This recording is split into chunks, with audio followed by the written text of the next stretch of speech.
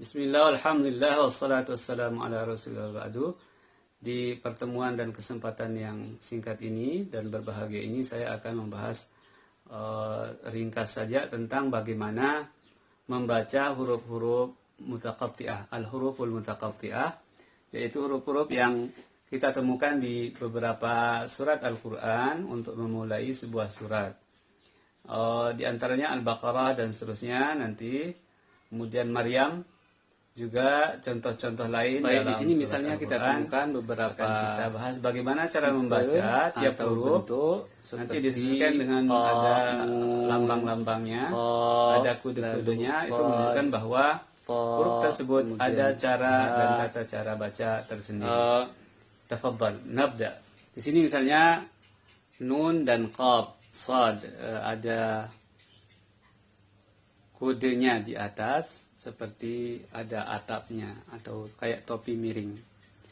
Itu ada jenis kode, itu menunjukkan bahwa cara membaca huruf ini agak panjang.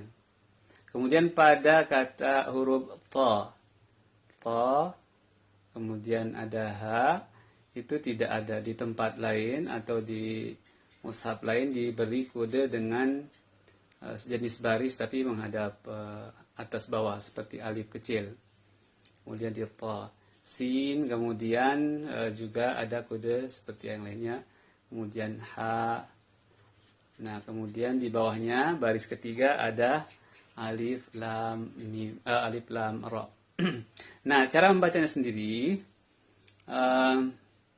seperti yang ada kode topi miring itu, yang ada atapnya, itu dibaca lengkap nama hurufnya. Seperti nun, qaf, sad. Biasanya huruf hijaiyah itu ada 3 huruf katanya. Nah, itu dibaca lengkap. Sedangkan yang tidak berkode seperti pada huruf ta dan ha, kemudian di bawahnya ada ta, sin, ha, mim, kemudian ya, sin, itu dibaca 2 huruf saja. Jadi ta, alifnya ta dengan alif, tidak dibaca a, tidak ada a. Ta, kemudian ha saja, berarti ada ha dan ada alif setelah ha untuk menunjukkan panjang. Kemudian ya pada kata yasin itu dibaca ya saja, bukan ya misalnya. Nama hurufnya adalah huruf ya, yaun, ta, taun, ha, haun, ta, tasun. Jadi sekali lagi huruf yang tidak ada kode atapnya itu, yang di tempat lain atau mushaf lain menggunakan kode seperti alif kecil menghadap bawah atas, itu dibaca hanya suara ta saja. Jadi 2 huruf, 6 huruf, suara huruf dan ada alif mad. Taha, tasin. Jadi pada kata-kata toha yang kodenya tidak ada topi, itu dibaca agak pendek, mad tabi'i. Kemudian yang lainnya yang ada kode atau lambang di atasnya itu yang dibaca panjang, 4 sampai 6 harokat. Nah, sedangkan yang alif lamnya itu tetap dibaca nama hurufnya lengkap. Misalnya alif, kemudian lam di samping dibaca lengkap nama hurufnya, itu dibaca panjang, ada kodenya. Kemudian ra itu dibaca nama hurufnya tapi tidak ada a-nya karena lambangnya seperti ada alif di atas. Jadi ra, saya coba baca alif lam ra. Kemudian di bawahnya ada kaf, ha, ya, ain, sad. Nah, di sini kita temukan contoh dari mushaf yang lain di mana setiap hurufnya punya kode. Ada kode seperti alif lam mim, kemudian alif lam sad, kemudian alif lam ra berikutnya di baris ketiga. Coba kita baca satu persatu.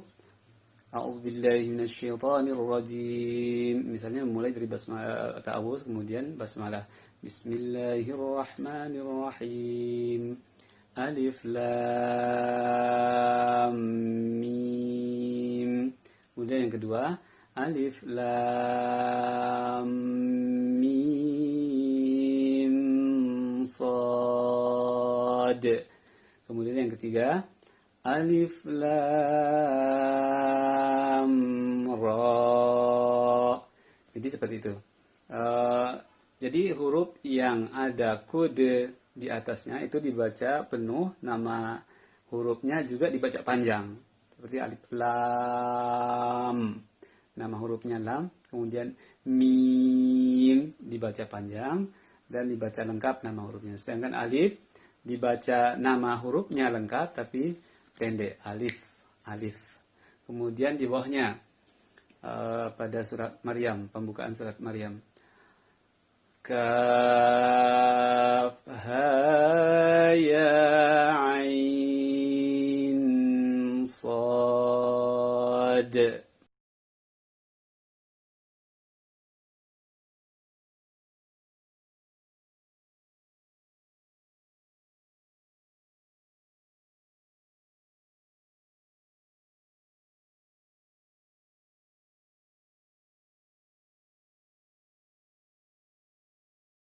A'udzubillahi minasyaitonirrajim. Bismillahirrahmanirrahim. Di sini kita coba ambil sampel bacaan dari pembukaan surah Maryam. Bagaimana cara membaca al-huruf wal mutaqatti'ah fi awal surah. Jadi kita mulai dengan sama-sama membaca ta'awudz. A'udzubillahi minasyaitonirrajim. Bismillahirrahmanirrahim. Kaf ha ya ain sad.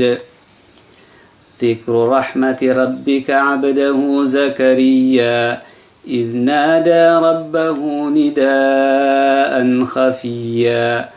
قال رب إني وهن العظم مني واشتعل الرأس شيبا ولم أكن بدعائك رب شقيا وإني خفت الموالي من ورائي وكانت